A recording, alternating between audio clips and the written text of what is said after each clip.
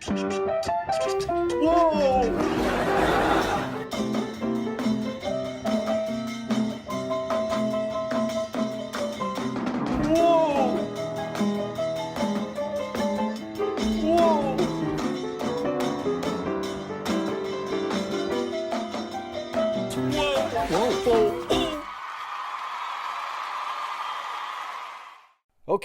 so we are back with another episode of OK Bloomer. What's going on, Curtis? Been waiting all week for this, Sal. Yeah. Living and breathing Blossom right now. Each episode, I can't wait. I can't wait to discuss, Sal. It's like the old days. It's like our very own Blossom book club. Just you and I, the way it should be. What do we got this week? This week, Season 1, Episode 3, titled Dad's Girlfriend, originally aired January 14th, 1991. Do you want me to get into the dual synopses? Give me the Disney one and the regular one. All right. So the Disney Plus synopsis. Blossom fears her father is in a disastrous relationship. So not bad this week. They did okay. Yeah, they nailed it. The TVDB synopsis. Blossom can't stand her father's new girlfriend. Both are kind of accurate. Disastrous seems a little rough. I thought so too. I think yeah. I think it's more on point that Blossom can't stand her, but we'll get into all that. That's a weird take, actually. That's a weird take. Yeah. Okay. I hit play, and the first thing it asks me is skip intro, and absolutely not. I will never skip intro. If I could delete that option, I would. Half the reason I'm doing this Blossom review podcast is so I can hear the intro at least once a week. It has improved my life by like 20% hearing that Dr. John song every week. It's just so uplifting and catchy. Absolute banger. Seriously, I'm a better person for hearing that song all the time. Yeah, skip intro is not used when it comes to this podcast. Can I mention one thing in the intro, though? Isn't it kind of weird when she straddles the chair and leans back? Like, I don't know. I feel like that's something that was, didn't bat any eyes in 1991, but would probably not be cool by today's standards. I think, isn't that borrowed from Flashdance? And I feel like that's kind of has some sexual undertones to it, which I don't know. I don't know how that got the green light to be on the opening sequence of Blossom. Or am I just way out of line, Sal? Am I looking too far into that? Yeah, I mean, I don't know if I necessarily agree. I haven't seen Flashdance, but isn't the thing in Flashdance like on the chair with the water? Yeah. She's not doing the water in the intro. I don't know. No. Maybe I'm way off. I didn't mention it the first 2 weeks. I didn't think maybe it was a thing, but still on week 3 I noticed it, and I thought that's a pretty, I don't know if sexual is the word. When did Flashdance come out? That was in the 80s, right? 100%. I've never seen it either, but I just, Was that like a big thing amongst teenage girls, like Flashdance? Was that like a big deal? I don't know. I know like Dirty Dancing is. Yeah. I've never seen either of those movies. You've never seen Dirty Dancing? Never. I guess I can't sit here and judge. I've never seen Flashdance, so I'm probably equally a devil in some of the listeners' eyes as you are, but man. Well, I've never seen either movie, so yeah, I don't know. I don't think there's anything wrong with it. I think it's Blossom's just having a goof, man. She's just doing a parody of maybe that's her favorite movie or something. Guess I'm a prude. I don't know what to say. All right. Yeah, I don't see a problem with it, but maybe I'm wrong. I'll get over my hang-ups. I'm not shaming Blossom in any way. I just feel like today that one part may raise some eyebrows. Maybe if it was on reruns or something today, they would just splice that part of the intro out altogether. A huge jump cut. Yeah. That's the end of your notes about the intro? I've got like 4 pages on it, but we'll just skip past it. That's fine. Let's get to the actual first scene. Okay. Blossom is not sad about Bobby. This is another hang up right off the gates. I feel like I'm just being a crazy person right off the top. So we ended last episode where the guy, 2 years her senior, super popular in school, basically fell in love with her, took her to prom, didn't pressure her into sex, which was like his MO. Like she completely reformed the cool bad boy apparently, and then he left to Arizona on a scholarship, and she just moved on. Like she won high school lottery, and Bobby's not even discussed. I called it last week. I said if the next 2 or 3 episodes aren't Blossom just sitting on the couch crying, eating ice cream, I'm questioning the research they did into the psyche of high school students when they were putting this show together. And also, I miss Steven Dorff. He could have been a regular.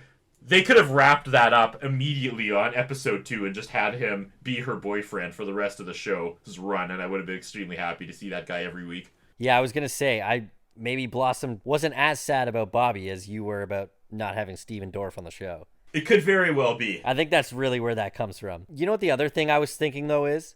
Hit me. I think I kind of forgot how, like, traditional sitcoms were. Not a lot of sitcoms, they were more episodic than they were having story arcs, right? They were more standalone and over linear. They were their own standalone shows as opposed to continuous storylines and story arcs that go for like half a season or the whole season. Yeah, I could have used a mention. You just wanted a Steven Dorff shout out. Right? But I like to think he went to Arizona and then he became the jerk that you see in the Aerosmith video that treats Alicia Silverstone terribly. Not that I want him to treat people terribly, but I like to think that video is a continuation of that character. I'm holding that. I'm holding that in my that's heart. awesome. Right? Right? Yeah, I'm into that. And Blossom dodged a bullet because he actually was a terrible person. He had some sort of agenda with Blossom that never came to fruition because he had to leave, but he clearly has a long history of treating women horribly as we see in the crying video. I guess maybe that's why. Hey, we don't know that it's not the same person. It's totally the same person, so I feel like that's canon now. We need to add how the Aerosmith video happens, what is that, 93? So yeah, maybe a couple seasons later. Is there a Blossom Wikipedia? Blossopedia? There's gotta be. We'll have a special episode 1 week in season 3 where we'll be like, hey, whatever happened to Bobby? Well, turns out, we'll review the video. Well, yeah. He's cheating on his girlfriend in a movie theater right off the top, so that's not good. It's Blossom canon as of today. Hey, it's that time of the week Curtis tanks the podcast. Welcome to the brick wall, Sal. Let's go back to the episode. Take us to the beginning here. Blossom comes in hot because she's late. She has to make supper, and I have questions immediately because this plays out pretty dark initially. So Nick and his girlfriend are like cooking and kind of flirty. Then Blossom comes in. She's like, I'm so sorry I'm late. I have to stay late at school. I'm going to cook. I'm going to get supper ready as soon as possible, as soon as I can.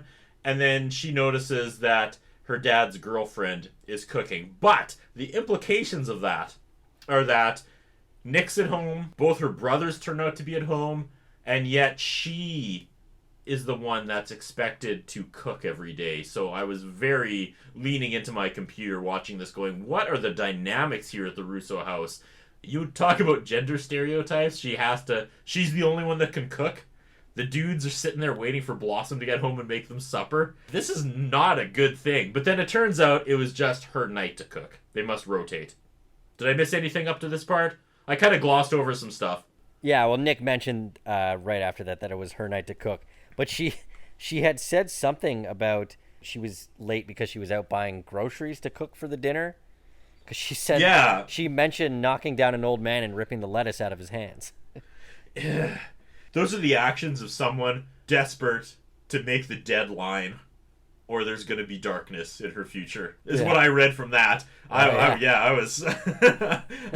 I had there's some dark implications there, but then it's all erased because it was just her night to cook. Yeah. So, it's all good. The shadows retreat into the corner at the Russo house for another week. So prior to that, while Nick and his new girlfriend Elaine are doing some flirty cooking in the kitchen, Anthony walks in. That's the best kind of cooking, by the way. Right? Anthony walks in the middle of that and says that he wants a motorcycle. And right away, Nick's retort is that he's a former druggie.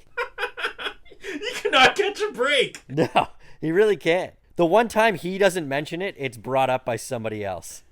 But for the record, every single scene that has had Anthony in, we've mentioned that he's a druggie. Or former druggie, right? Yep. Like 100%. We're not exaggerating. We are in episode 3, and so far, every single scene he's been in, we have been reminded that he is a former drug addict. Let's keep that in mind as we go through this show. Yes, absolutely. Okay. Elaine, the girlfriend of Nick, is played by actress Deborah Engel. Really not much to say about her. She's had some minor TV roles through the mid-'80s to the early 2000s. I was curious if she was related to Peter Engel, who I thought was the 90210 producer guy, but he may have been the Saved by the Bell guy. I can't remember. I think it was Saved by the Bell. I couldn't find any connection immediately when I Googled her, so I moved on. So we get the awkward exchange between Blossom and the new girlfriend, where the new girlfriend's trying, because obviously it's awkward, right? Yeah. So Elaine's making special pasta, which Blossom isn't excited about because she just pushed an old man over because she had to get lettuce to come home and cook what I assume was her special dish, but now she doesn't have to. It was all for naught because Elaine's stepping on her territory. Right. And then she asks Blossom about her trumpet. And Blossom says she plays jazz and classical, and Elaine says, that is so interesting. And that's really funny because even Blossom knows it's not. Yeah. And it's kind of mentioned in a later scene how Blossom feels about that. I don't know, man. I think I was just taking this a complete wrong way, but I thought this lady was being pretty genuine, just trying to get to know Blossom. But I think the underlying joke was that, you're trying to find that common ground. And she was like, oh, you play the trumpet. That's super interesting, but it's not interesting. And even Blossom knows it's not interesting. This is the way I took it. And I, once again, laughed out loud, legitimately. I feel like I just, throughout the episode, had a bit of sympathy for this lady. After last week, I'm not getting attached to any extra characters. Now that Bobby's gone, I'm cold. My heart is cold. Yeah, you don't care about these one-off characters at all. I can't care after having my heart broken like that. I think I'm more upset Bobby's gone than Blossom was. So, sorry, Elaine, there's no room for you. I don't expect you to stick around. Fair enough. Jaded. As Blossom's putting the lettuce in the fridge, she turns back around and she notices that Nick is tasting Elaine's sauce that she made. I don't know how else to put that. Yeah, he is. I just wrote after that, Blossom no likey. She's not impressed with. You should write the episode descriptions for Disney Plus. Episode 3, Blossom no likey. So he nailed it. They don't really notice because they're not paying attention to her at this point. She picks up her trumpet case and storms out of the kitchen. Yep. The only other thing that I really noticed when she stormed out of the kitchen was she had a Canadian flag sticker on her trumpet case. Yeah! Go Canada. That's where we live. Blossom, giving us a shout out. You might say Sal and Curtis likey.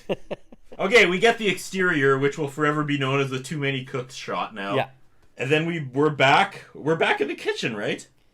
Yeah, actually, we leave the kitchen and then we come back to the kitchen. That happens a few times in this show. That happened in the first episode too. They should have just saved some money and just wrote "Passage of Time" on a white screen, and then we could have just come back to the kitchen. 10 minutes later.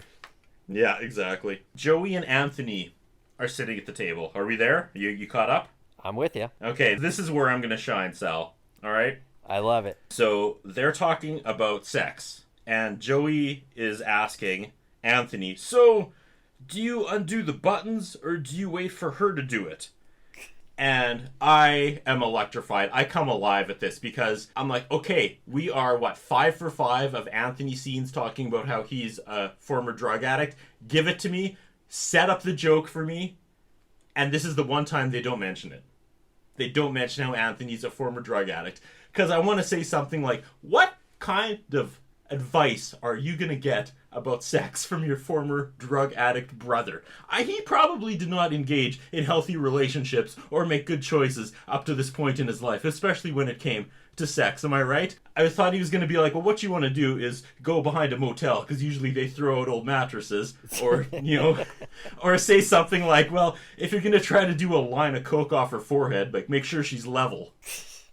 Jesus. I had all this teed up, and this is the one time they don't mention it, because I figured that was kind of where the humor was going to go, right? If he's talking to Anthony, Anthony's going to bring it back, how he's a drug addict, and this is the one time they don't, and now I sound like a jerk, but I was pretty happy with those jokes, even if they were tasteless.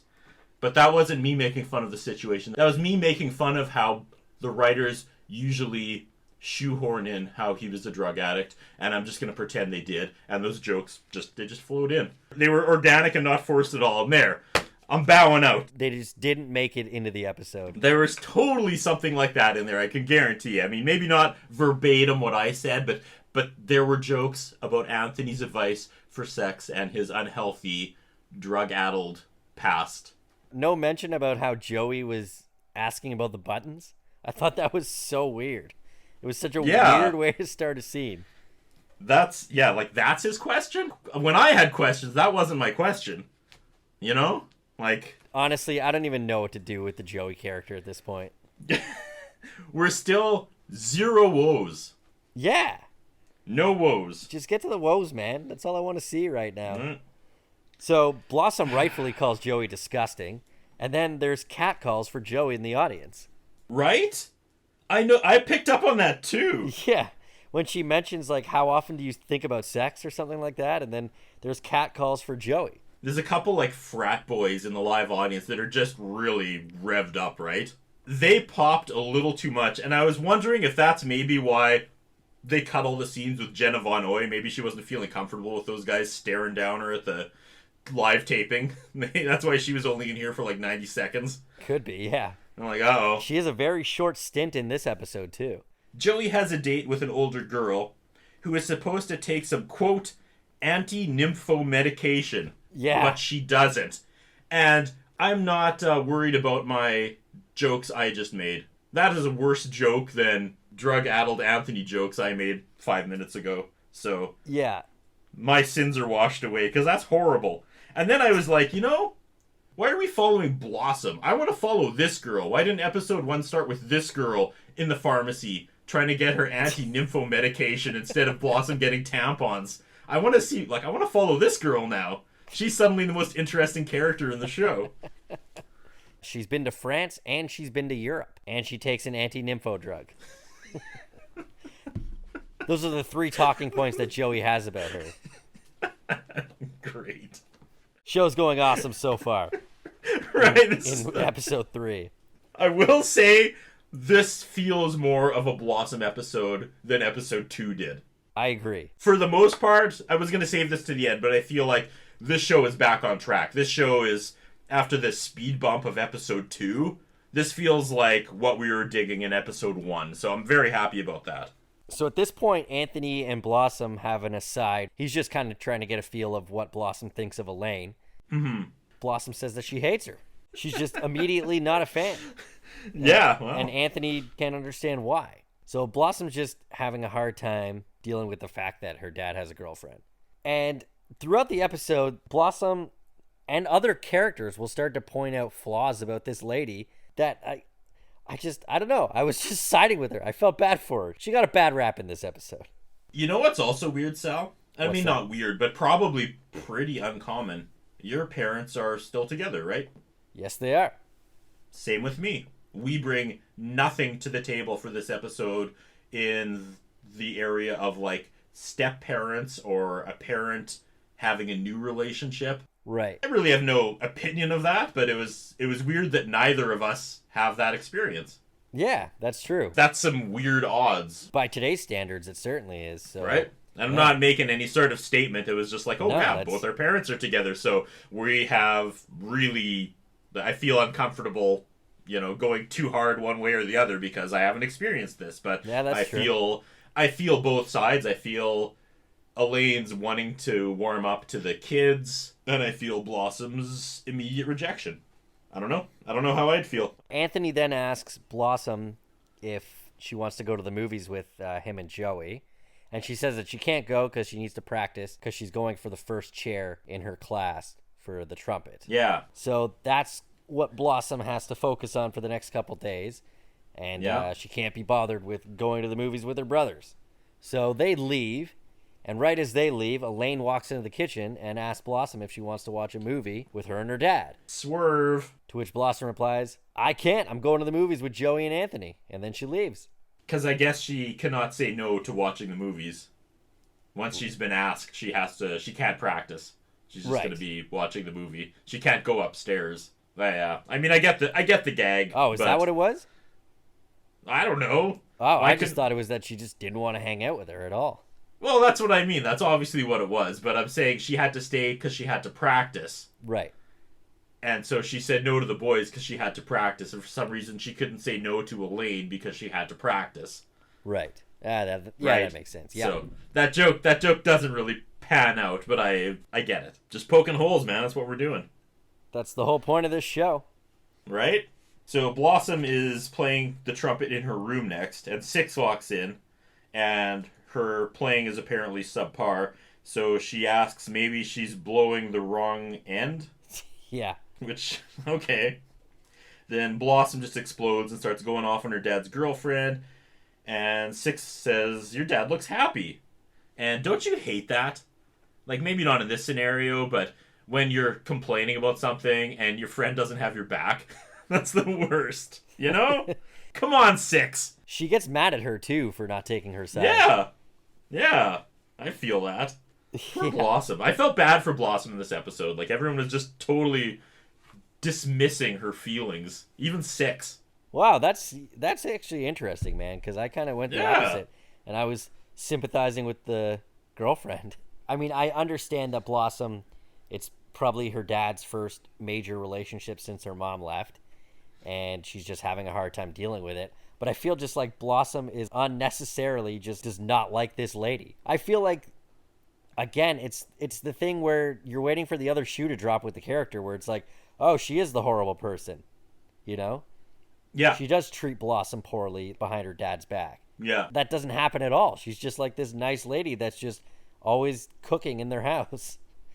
So maybe we need to realign our expectations with this show, because that's how last week went. Yeah. And that's, now that you point that out, that's exactly how this week went. So maybe the writing was actually really ahead of its time, and they zigged when we were expecting zags, and that's maybe the appeal of the show. Could be it. Because I'm with you. I never thought about it like that until now. Yeah. When Six says, your dad seems happy, Blossom replies with, take it away, Sal. You knew where I was going with this, eh? How can you not write about this? Yeah. Well, I didn't know what the reference was. So Six says, your dad seems happy. And Blossom replies with, so did Kirk Waldheim in the picture with Hitler. I dropped my pen and my mouth.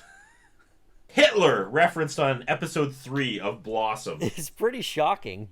However, looking up where this came from, this was actually a pretty topical joke at the time. Really? Yeah, so Kurt Waldheim was the 4th Secretary General of the United Nations from 1972 to 1981, and he was the president of Austria from 1986 to 1992. So when the show aired, he was the current president of Austria. During this time, there were a lot of allegations against him for his involvement in Nazi war crimes. Yep.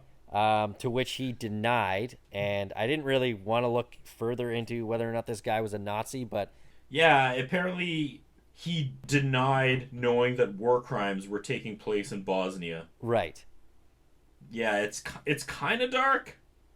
It's pretty dark, It's Sal. pretty dark. It's pretty dark. Yeah, It's pretty dark for a throwaway reference. Well, it's fun. Yeah, it was. It was such a quick line. What a weird throw-in for Blossom. Yeah. That's why I didn't get too far into this one. I didn't really want to read further into it. Yeah. I kind of glossed over it too and was like, okay, let's keep going. Yeah. Let's keep going, Blossom. Yeah. I don't know why you would want to mention Hitler in your show, but I mean, to each their own. We're figuring this out as we go, right? Absolutely. So Blossom makes a list of wishes, and Six replies, I wish Richard Gere was 16 years old. Yeah. I'm kind of digging Six's just constantly charged character. She's like the devil on Blossom's shoulder, kind of. I'm kind of getting that vibe. A little bit, yeah. Blossom seems more constantly trying to figure out the, mental parts of growing up, where Six seems more focused on the physical parts of growing up. So there's a good balance there between the two. See, this is why I was sympathizing with the lady. So the parts where Six is asking Blossom what's wrong with her, and she's saying, well, she likes to cook. Six is just like, oh, that bitch. Yeah, the harlot or whatever, yeah. Yeah. The whole point of this show is that she's the only girl. And I thought this was a really good episode that kind of turned that on its head. Because episode 1, she's sad because she's the only girl in this house full of men. And episode 2, she's being treated differently than her brothers because she's the only girl in this house full of men. Right. And now in episode 3, she's suddenly not the only girl in the house full of men, and that doesn't make her happy either. So I thought that was a really good balance to... Turns out, being the only girl in the house isn't what makes her miserable. We got to do some more soul searching there, Blossom, because turns out this isn't what you wanted either. Right. Yeah. Which is such a part of growing up. That's true. And in adult life, too. You think things are going to be better when you get something or something changes, and then it's not. And you have to start asking yourself tough questions. So, no, I really like this episode as we will continue on and find out. So Joey and Anthony are back in the kitchen. Once again, Joey's asking about sex. This was a great line. Joey likes the idea of making out in the back seat. The only problem is the other people on the bus. He's like doing stand-up. That is a cheesy stand-up line, isn't it? And I don't know why, but it landed, and I laughed. Like, all right, this is Joey. Just, do your thing, buddy. Blossom calls him on only thinking about sex, and he says, I also think about sports.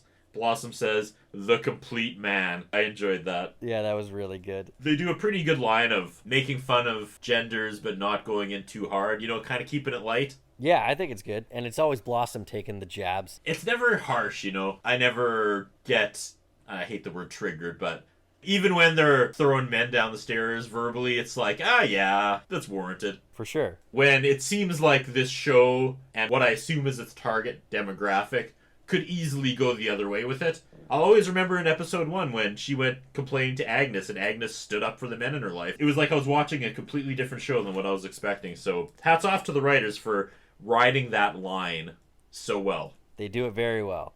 So where are we at? It's starting to get real. Dad slept over at Elaine's house, and Blossom freaks out. Yeah, she is not happy. Anthony says it's been 4 years since Mom left, and he's a man.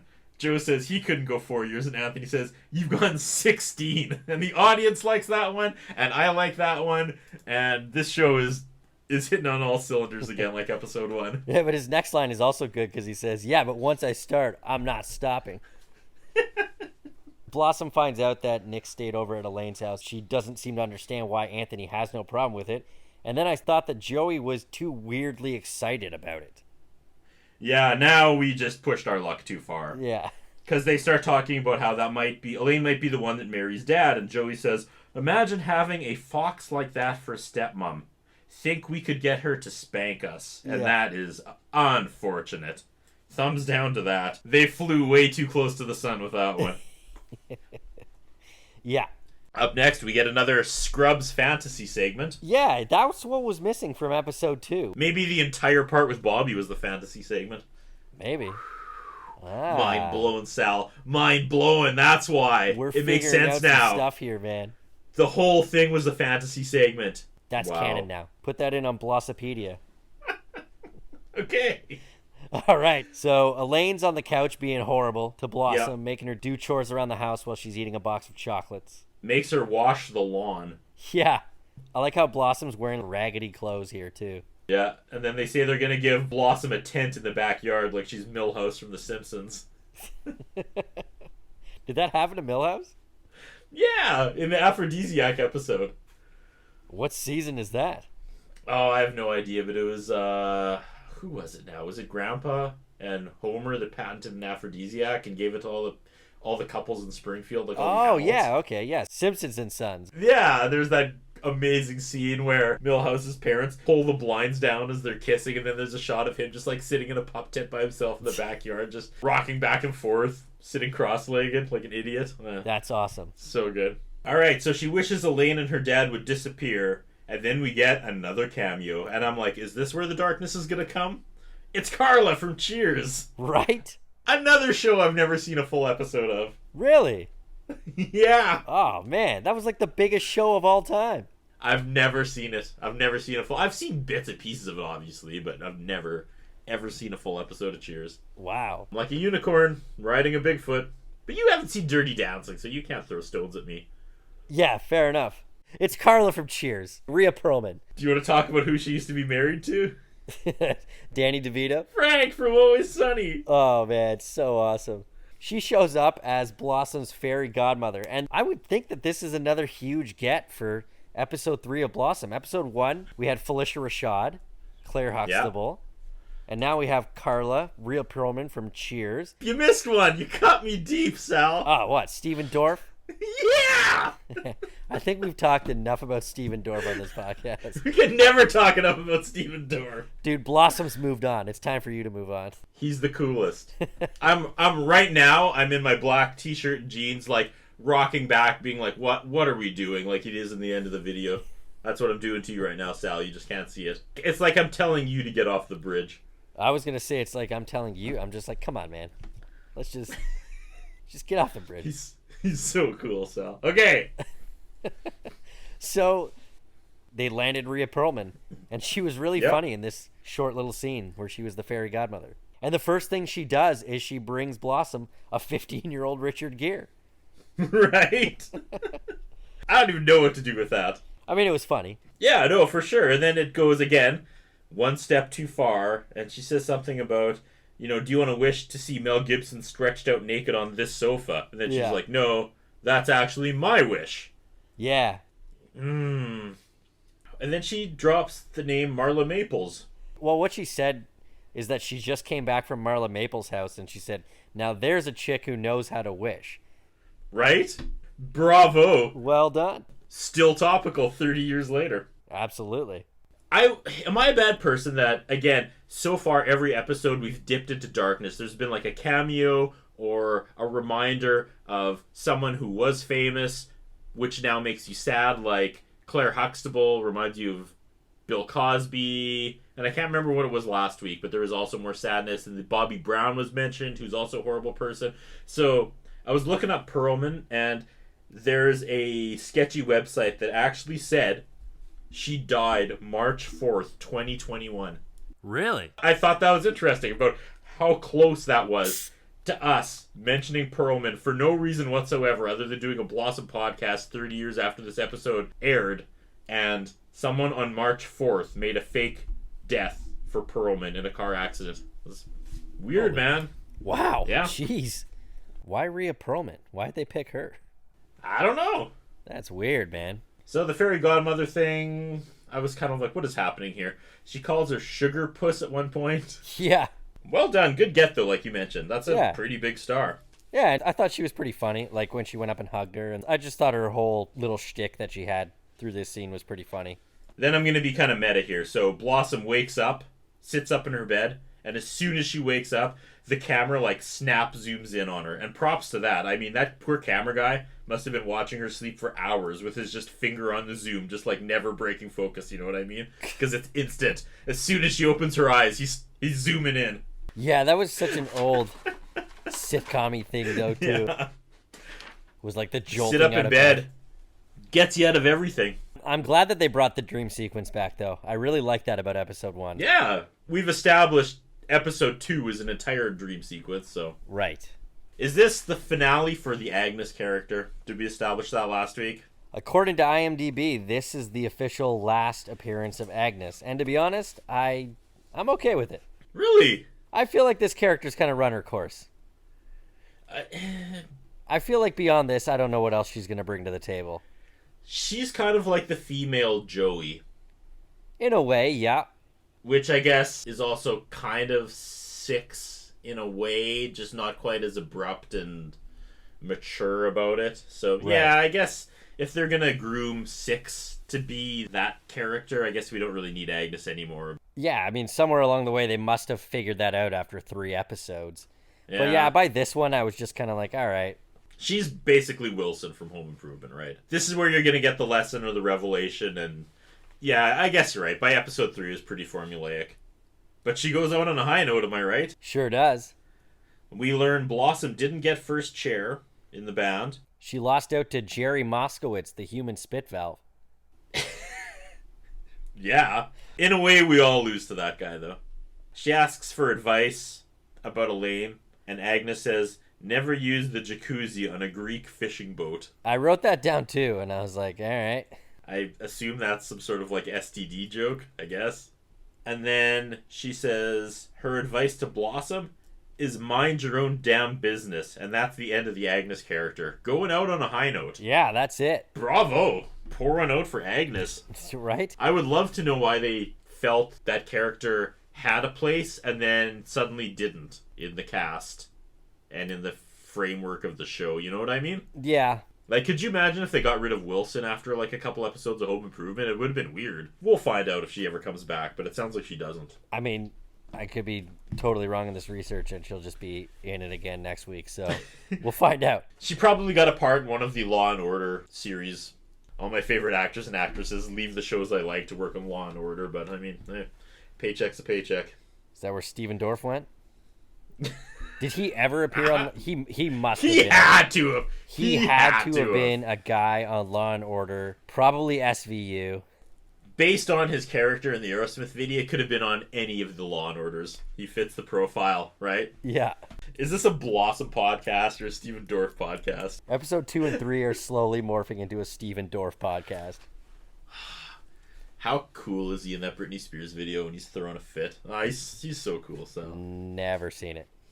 Go watch that tonight. All right. It's I'll good think stuff. about it. We go full circle. Blossom returns home and Elaine is cooking. Yes. And faux pas, she's wearing her mother's apron. And here comes the darkness. I actually felt that. We seem to be on opposite sides of this, Sal, and my heart broke when I saw her wearing Blossom's mom's apron. It's been pretty dip your toe in the water with this whole thing until now, and now it's like lines have been crossed. I get it. I'm with you, Blossom. Throw her out on the lawn. Not cool. All right. Fair enough. That's where I'm at with this. I sympathize with Blossom in this part, for sure. But, as Elaine said, she didn't know. She just saw the apron and put it on, and she was cooking. But she crossed the line in Blossom's eyes, and Blossom calls her out on it. Yep. All her frustrations and insecurities come out, and it's here and there and everywhere, and it doesn't make a lot of sense, which is exactly what happens when you're like a dumb kid who's been stewing about a bunch of different things, and you finally explode on someone, and everything comes out at once with no rhyme or reason. So I felt that. Well done. And she ends with, just because you make good spaghetti sauce doesn't make you a good person. Yeah. Yeah. Put a stamp on that letter. So Blossom storms out of the kitchen, and I'm pretty sure that's the last time we ever see Elaine. And then we do the Too Many Cooks exterior. Now we're in Joey's room. Yeah, and I would like to point out about Joey's room, I think this is the first time in the series that we get a new location. Oh, I never thought of that. You're right. We've seen the living room, we've seen Blossom's room, and we've seen the kitchen. And now we see Joey's room. And Joey's doing sit-ups because, quote, chicks dig a rippled stomach. And I think he meant ripped there, buddy, but whatever. I don't know if that was a dumb Joey line or if that was just them using the wrong terms as the writers, but I've never heard of a rippled stomach. Either way, if it was the wrong term on the writer's account, they wrote it for the perfect character because they could just be like, right? That's just Joey. classic Joey. That's our Joey. And that's where Joey drops the bomb that Nick and Elaine have split up. Whoa, yeah. And now all of a sudden Blossom feels bad. I know, right? I was like, girl, you did it. This is where I sympathize with Elaine. She was just trying to be nice and cordial and cooking them all dinners, and Blossom snaps on her, and then they break up. And now Blossom feels bad all of a sudden. She feels like she scared her off and that it's her fault. And did you notice when Blossom does come clean to Joey and Joey calls her big time stupid? The audience doesn't laugh. They're learning. There's insults and times you don't have to laugh, and that, good on them. They're figuring it out. We're getting this down. And he said that he thought about telling Elaine to buzz off too. Yeah, they're having a moment. I really, really like this scene. This may have been my favorite scene since the show started, to be honest, of the first 3 episodes. This is what last week's train wreck of an episode was missing. They need these weighted moments. And these are the scenes that would catch me when I was a kid and channel surfing and would make me stop and watch. Because you can tell when something has weight in the show. They do a really good job of having these serious moments with these characters. And this was so well done, and it was natural, and it wasn't forced, and they weren't looking into the camera being like, sometimes you have to accept your position and move on. It was like, this is real talk between a couple of kids, like a brother and sister, who probably don't usually connect on this level. Right. And it felt super natural. Yeah, it was really well done, and actually it was kind of a more serious tone for Joey. Right? Every other time we've seen him in the show, he's just been doop, doop, doop, like... Yeah. Like, I'm Joey. What's the deal with buttons? Yeah. He hasn't said whoa yet, but this was the most serious that we've seen him in the show, and this was our piano moment of the week. They were talking about like when the last time they talked to their mom was, and Right? And that's where this scene goes. They go in on their mom. yeah. And like, oh, standing ovation for this. I didn't expect it to go there. But yeah, screw their mom. That's why they're in this situation to begin with. It's not actually about Elaine, it's about their mom. And they come to that conclusion, basically, and they're ripping on their mom. The last time they talked to her was 3 weeks ago, and she was singing in a club, and Rod Stewart came in. And they both agree, who cares? Because again, screw their mom. You're not going to celebrate her achievements when she walked out on him. And I ate this scene up. I was like, this is what the show should be, and was in episode 1, and is again in episode 3, and wasn't in episode 2. And this is next level writing and acting, to be perfectly honest. I thought this was by far the best scene the show's done so far. It makes sense the way that they're feeling, because we learned in this episode that their mom split 4 years ago. So they haven't seen their mother in 4 years, but she still contacts them every couple weeks or so, and she's bragging about how she was in a club with Rod Stewart, and they were just like, you know, I could totally see why. They'd be like, who cares? You haven't been home in 4 years. Absolutely. And actually, at this point, before Blossom and Joey hug, they both say that they hate their mom. It's pretty heavy. Yeah, and Joey kind of points out, like, she needed to sing. She felt her chances were fading away, and she needed to know if she could make it. But that doesn't make it right. No, not at all. They do such a good job of just riding that line where they understand why their mom left, but they still kind of hate her on some levels, which is a really layered look at those events, I thought. For sure. Yeah, no, definitely. This show never just goes all in on one perspective, which I noticed and I appreciate. Even when they're completely trashing a character, they make sure you realize that there are some redeeming qualities. Okay, Blossom comes down the stairs, and Anthony walks in his black motorcycle gear, and Blossom screams. And I thought it was Daft Punk, but no. Yeah. She asks if he fell off the wagon, and he says no, but if he does, he's got a helmet. Is that foreshadowing? That they do some Star Wars stuff, which you could talk about if you want, but No, I'm good. He just says he feels like Darth Vader. Laughter from the audience, because everyone loves Star Wars. The way that he was walking with the leather was really funny. Yeah. Good. I agree. Yeah. Then Joey comes home like 2 minutes later. He struck out with his date. No first base, no second base. I didn't even get the bat in his hand. And that just like rings through the room as I wait for some sort of obvious follow-up joke that never comes. Bat in his hand? Come on. Come on. So Joey acted like a gentleman and nothing happened, but she wants to see Joey again. Blossom says that's great. Most of his dates end, quote, with the girls running away screaming, "Someone call 911." Oof. Ah! That's some pretty heavy accusations there.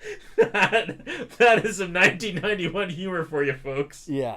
If the show was still continuing today, Joey would have been Me Too'd by now. He would have been hashtag Me Too'd for sure. No, we cannot joke about that. And I'm fine. You know, that is a pretty dark joke. And I'm happy we moved on where that's not considered appropriate humor by today's standards. Yeah. Not that I want to go into cancel culture and all that, but I'm okay if we're not making fun of dates that end with girls running away screaming, "Someone call 911." I'm glad that's not a punchline anymore.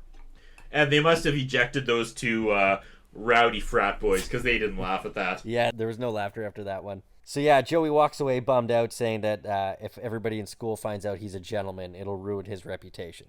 Then Nick comes home, and I'm asking myself, do these three just line up outside the door and look at their watches and say, okay, you go first? And then they start counting down like 10 Mississippi, 9 Mississippi, 8 Mississippi. Because this happened in the other episode too. They all came home like within 2 minutes of each other.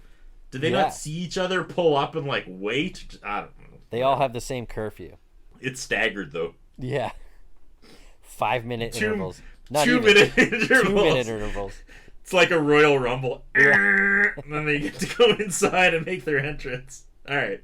Nick comes in and he finally confronts Blossom about what she said to Elaine. But first, he said, "Why are you up?" And she said, "I'm going to throw on the old Dick Van Dyke Show." And then she reads the synopsis of the episode, and she says, "Laura gets her toe stuck in the faucet, and hijinks ensue."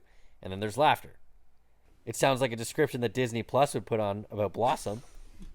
Okay. But then I looked it up, and the episode was called Never Bathe on Saturday. Somebody named Robert David Sullivan. Shout out to this guy. He's a writing consultant, journalist, and expert in demographics and American politics. I guess he has a blog, and he, a few years ago, posted his top 100 sitcom episodes of all time. And this episode of The Dick Van Dyke Show is the number 1 episode on his list.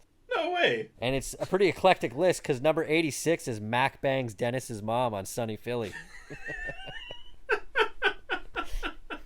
I thought that would have rated higher. Yeah, I thought so too. But this was the number 1 episode on his list, so it must be a classic reference there from Blossom. Huh. I let that one sail over my head.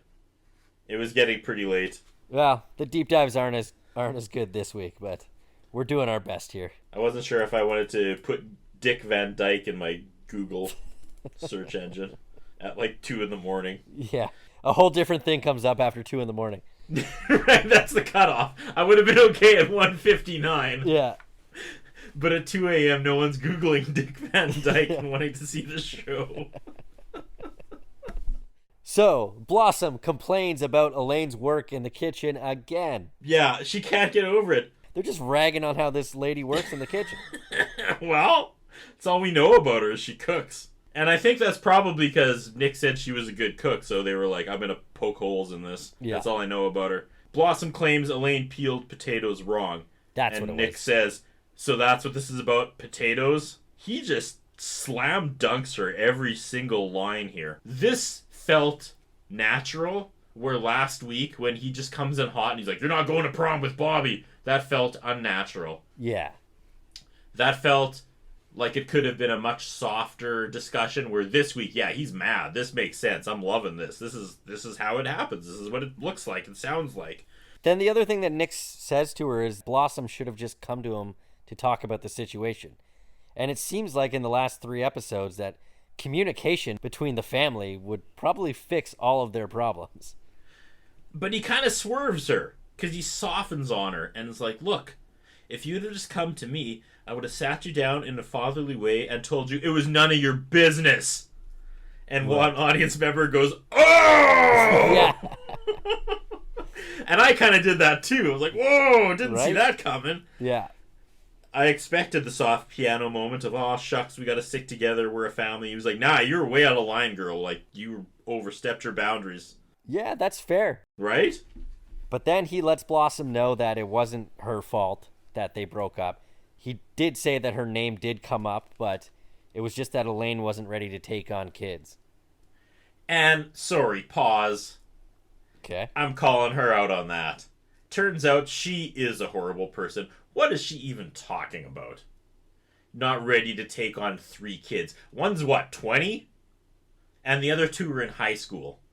What are you talking about taking on kids? Yeah, fair enough. They're here for a couple hours after school, and then they all do their own thing. I can't put that in my lap. That's too much responsibility. Yeah, I mean, really, at this point, they're all basically adults. Yeah, ride it out for 2 years, lady, and they're all going to be graduated and, out of the house. Yeah. So it turns out she was a horrible person. I guess she was. In was. my opinion. That was kind of what I walked away with that. You know what? I learned that just now, so I did learn something at the very end. Elaine was a horrible person. You can't say you're not ready to take on 3 kids when they're that age. I don't think anyways. That's kind of a cop-out. Well, either way, Nick says that somebody is eventually going to come along, and it's going to be a brave woman, hopefully a woman with weapons. Sorry, the other thing, too, is that the boys liked her. Yeah. They had no issue with her. They stayed out of her way. So really, it was just Blossom she didn't want to take on. I guess so. So she's also a liar. Unless Joey creeped her out. Yeah, that's fair. That was a scene that got cut. That really put the frat boys over the edge. Yeah. Okay, they sit silently on the couch, and Nick says, that potato thing bugged the hell out of me too, which was a great ending. Freeze frame. Loved it. It's back on track, Sal. Yeah, it's getting there. I think the pilot was great. Last week was very confusing. And I think this is kind of getting back to where Blossom needs to be. I think I like this episode more than the pilot. I really like this episode. They did some good stuff. There was only 2 or 3 very cringy 1991 lines, but they really brought it around, I thought. That scene with Joey and Blossom just put it over the top for me, where this show can be so much more than you would expect. Well said. I think so. And I think that scene between Joey and Blossom was the best scene in the episode, and it was a really important scene going forward. Full disclosure, I went into this expecting 90% of this to be like, how am I going to make out with him with my braces? That's kind of what I was expecting from the show Blossom, except for those parts where, you know, the soft piano came and it got real. But I thought the majority was just going to be mindless, stereotypical 1991 teenage girl fluff, and that's not at all what they're bringing to the table. So I'm here for it. That's not at all what I remember about the show, and maybe that's why it always stuck with me. I've always assumed my whole life that's what this show was. Right. And then when I was channel surfing, I would see what I assume was finally the good serious part, when the first 15 or 16 minutes was the fluff I expected, and then it just would pivot and you'd get your lesson, and that's always what sucked me in. But I was wrong. Turns out the first 2/3 of it was actually pretty good too so far. So far, so good. What's next, Sal? Next week, Season 1, Episode 4. It is titled, Who's in Charge Here?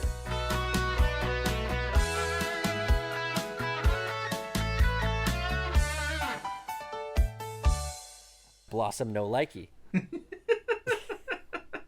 She's not impressed with. You should write the episode descriptions for Disney Plus.